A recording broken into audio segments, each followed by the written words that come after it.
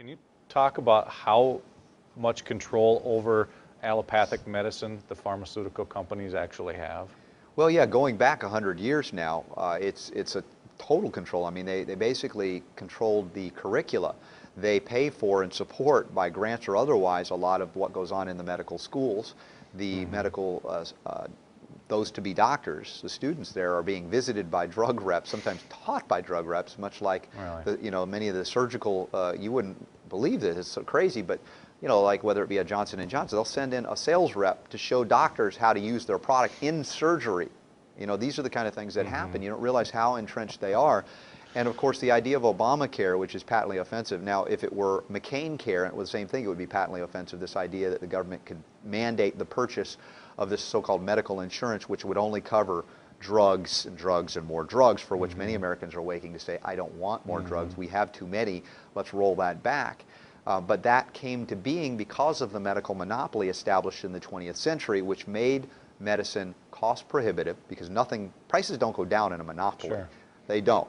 I mean, but you also have the innovation goes away. In a monopoly, who needs to innovate? You got your market. It's mandated by government, by the force of a gun. And so there's no innovation to be efficient. And they talk about waste and fraud. I mean, that's only, one aspect of it. And so all of these things led to the place where people couldn't afford genuine insurance. In fact, government mandated that you couldn't offer insurance unless it covered everything, pregnancy included. So you couldn't get a policy that was truly for catastrophic care. That was really what insurance was about, unexpected catastrophes. Sure.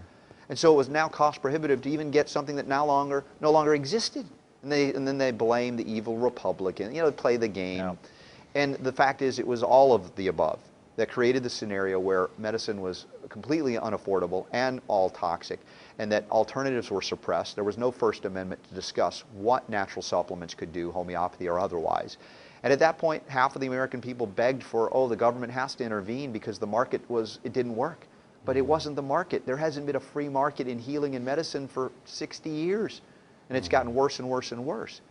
Again, I come back to the one person running for president, whether you like, I don't mean to get political, but the reality is, and in human terms, the one guy who's saying, why not allow all healers to set up a shingle and heal, provide the healing? They can't lie to you about what they are or do. They have to be truthful, but they don't have to be a medical doctor. Why do we even have to license doctors? Does that limit competition? Yes. Not only that, it protects the bad doctors from the people rather than the people from the bad doctors. Allow the free market to work and you'll find that medical costs go down. Access to healing is incredibly universal without a mandate. And there are people like me, or even Dr. Paul, who would give away their services for free because they can.